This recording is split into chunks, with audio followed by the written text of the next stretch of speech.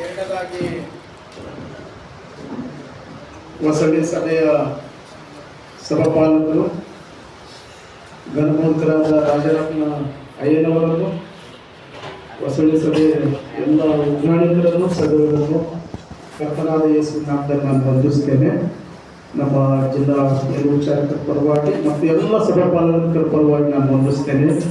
ನೀವು ತೋರಿಸಿದ ಪ್ರೀತಿಗಾಗಿ, ಗೌರವಕ್ಕಾಗಿ, ಈ ಒಂದು ಅತಿಥಿ ಸತ್ಕಾರಕ್ಕಾಗಿ, ಸನ್ಮಾನ ಮಾಡಿದ್ದಕ್ಕಾಗಿ ನಿಮ್ಮೆಲ್ಲರನ್ನು ನಾನು ವಂದಿಸುತ್ತೇನೆ.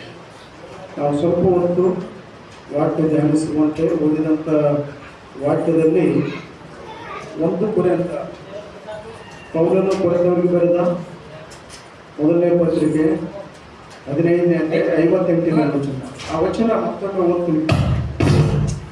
ಆದುದರಿಂದ ನನ್ನ ಪ್ರಿಯ ಸಹೋದರರೇ, ಸ್ಥಿರಚಿತ್ತರಾಗಿಯೂ ನಿಶ್ಚಲರಾಗಿಯೂ ಇರಿ.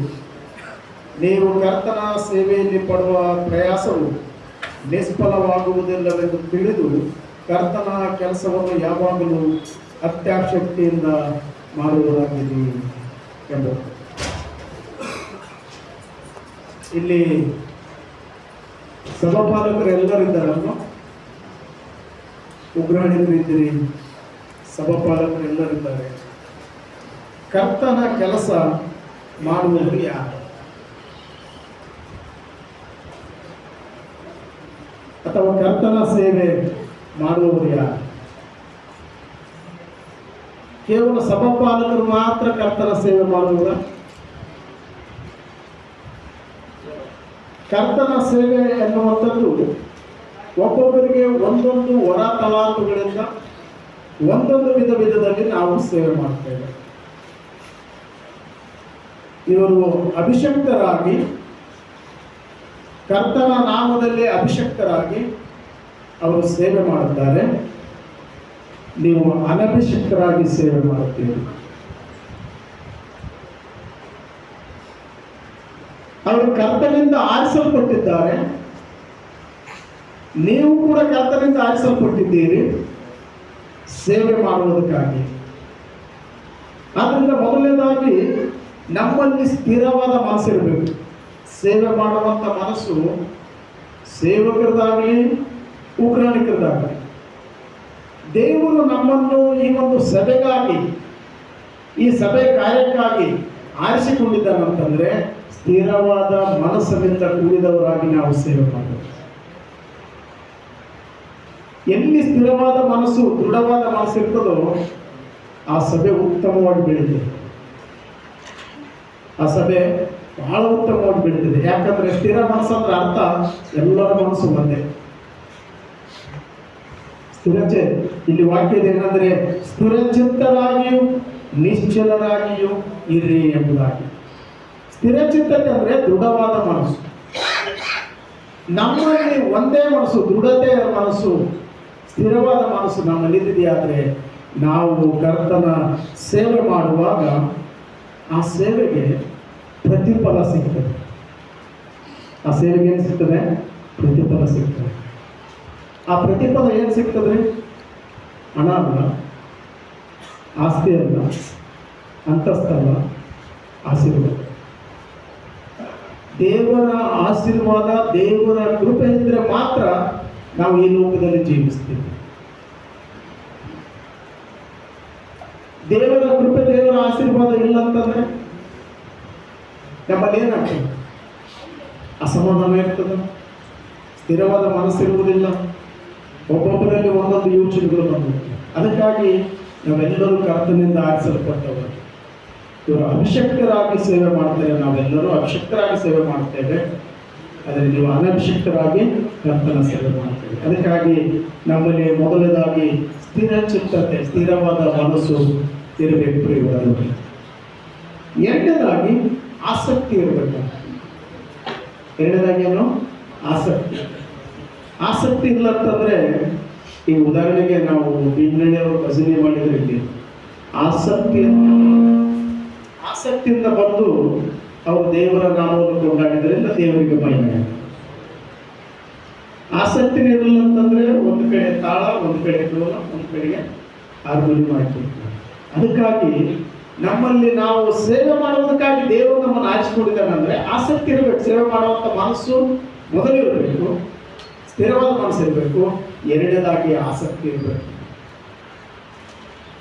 ಆಸಕ್ತಿ ಇರಲಿಲ್ಲ ಅಂತಂದ್ರೆ ನಾವು ಸೇವೆ ಮಾಡ್ಲಿಕ್ಕೆ ಆಗುವುದಿಲ್ಲ. ಸೇವೆ ಮಾಡೋ ಮನಸ್ಸು ಕೂಡ ನಮ್ಮಲ್ಲಿ ಇರೋದಿಲ್ಲ. ಆದ್ರಿಂದ ವಾಕ್ಯ ಹೇಳ್ತದೆ ಏನಂತಂದ್ರೆ, ನೀವು ಕರ್ತನ ಕೆಲಸವನ್ನು ಯಾವಾಗಲೂ ಒನ್ ಟೈಮ್ ಅಲ್ಲ, ಅಥವಾ ಭಾನುವಾರ ಅಷ್ಟೇ ಅಲ್ಲ. ಅಲ್ಲಿ ವಾಕ್ಯ ಹೇಳ್ತದೆ ಏನಂದ್ರೆ, ಕರ್ತನ ಕೆಲಸವನ್ನು ಯಾವಾಗಲೂ ಅತ್ಯಾಸಕ್ತಿಯಿಂದ ಮಾಡುವುದಾಗಿದೆ. ಯಾವಾಗಲೂ ನಾವು ಕರ್ತನ ಸೇವೆ ಮಾಡಬೇಕು. ಉದಾಹರಣೆಗೆ ಕರ್ತನ ಸೇವೆ ಅಂತಂದ್ರೆ ಇದಕ್ಕೆ ಸಮಯ ನಿಗದಿ ಇಲ್ಲ. ಯಾವ ಸಮಯದಲ್ಲಿ ಎಂಥ ಪರಿಸ್ಥಿತಿಗಳು ಬರ್ಬೋದು. ಆದ್ರಿಂದ ಮೊದಲನೇದಾಗಿ ಸ್ಥಿರವಾದ ಮನಸ್ಸು ಇರಬೇಕು, ಎರಡನೇದಾಗಿ ಆಸಕ್ತಿ ಇರಬೇಕು, ಮೂರನೇದಾಗಿ ಅದಕ್ಕೆ ದೇವರು ಪ್ರತಿಫಲ ಕೊಡ್ತಾನೆ. ಏನಂತಂದ್ರೆ ವಾಕ್ಯ ಹೇಳುತ್ತದೆ, ಕರ್ತನ ಸೇವೆಯಲ್ಲಿ ಪಡುವ ಪ್ರಯಾಸವು ನಿಷ್ಫಲವಾಗುವುದಿಲ್ಲ.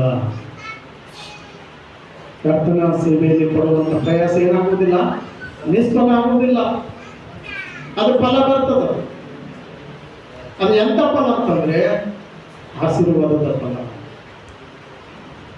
ಅದು ಎಂತ ಫಲ ಅಂದ್ರೆ ಅಭಿವೃದ್ಧಿಪಡಿಸುವಂತ ಫಲ. ನಿಮ್ಮ ಸಭೆಗಳು ಅಭಿವೃದ್ಧಿ ಆಗಬೇಕಾಗಿದೆ ಆದ್ರೆ ನೀವು ಸೇವೆ ಮಾಡಬೇಕು. ಆದ್ದರಿಂದ ಕರ್ತನ ಸೇವೆಯಲ್ಲಿ ನಾವು ಪಡುವಂತ ಪ್ರಯಾಸ ಏನಾಗುವುದಿಲ್ಲ, ನಿಷ್ಫಲ ಆಗುವುದಿಲ್ಲ. ಅದು ಇವತ್ತು ನಾವೆಲ್ಲರೂ ಕೂಡ ದೇವರ ಸೇವೆಗಾಗಿ ನಿಂತಿದ್ದೇವೆ. ಸಭೆಗಳನ್ನು ಕಟ್ತೇವೆ, ಸಭಾ ಪಾಲಕರಿಗೆ ಸಹಾಯ ಮಾಡ್ತೇವೆ.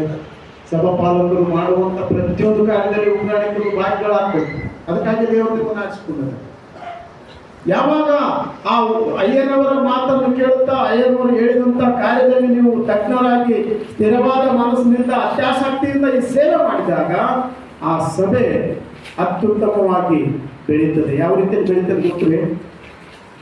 ಆಧ್ಯಾತ್ಮಿಕ ಭಯಭಕ್ತಿಯಲ್ಲಿ ಬೆಳೀತದೆ. ಭಯಭಕ್ತಿಯಲ್ಲಿ ಬೆಳೀಬೇಕು ಸಭೆ. ಭಯಭಕ್ತಿಯಲ್ಲಿ ಬೆಳೀತದೆ ಆ ಸಭೆ. ನಂಬಿಕೆಯಲ್ಲಿ ಅವರು ಬೆಳೀತಾರೆ ಮತ್ತು ಪ್ರಾರ್ಥನೆಯಲ್ಲಿ ಅವರು ಬೆಳೀತಾರೆ. ಈ ಮೂರು ಗುಣಗಳು ಬಹಳ ಪ್ರಾಮುಖ್ಯ. ಭಯಭಕ್ತಿ, ನಂಬಿಕೆ, ಪ್ರಾರ್ಥನೆ. ಈ ಮೂರು ಗುಣಗಳು ನಮ್ಮಲ್ಲಿ ಇರಬೇಕಾಗಿದೆಯಾದ್ರೆ ಈ ಮನಸ್ಸು ನಮ್ಮಲ್ಲಿ ಇರಬೇಕು. ನಾವು ಕರ್ತನ ಸೇವೆ ಯಾವಾಗಲೂ ಮಾಡ್ತೇವೆ. ಸಭಾ ಪಾಲಕರಿಗೆ ಸಹಾಯಕರಾಗಿ ಯಾವಾಗಲೂ ಅವ್ರ ಜೊತೆಯಲ್ಲಿ ನಾವು ಇರಬೇಕು. ಅಂದಾಗ ಮಾತ್ರ ನೀವು ಪಡುವಂಥ ಪ್ರಯಾಸ ಏನಾಗುವುದಿಲ್ಲ, ನಿಷ್ಫಲವಾಗುವುದಿಲ್ಲ.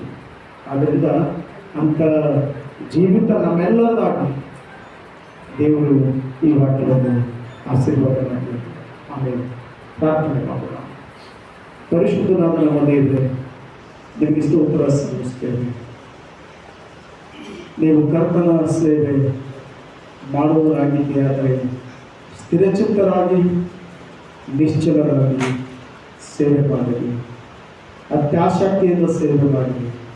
ಅದರಿಂದ ನೀವು ಮಾಡುವಂಥ ಸೇವೆಗೆ ಪ್ರತಿಫಲ ಇರ್ತದೆ.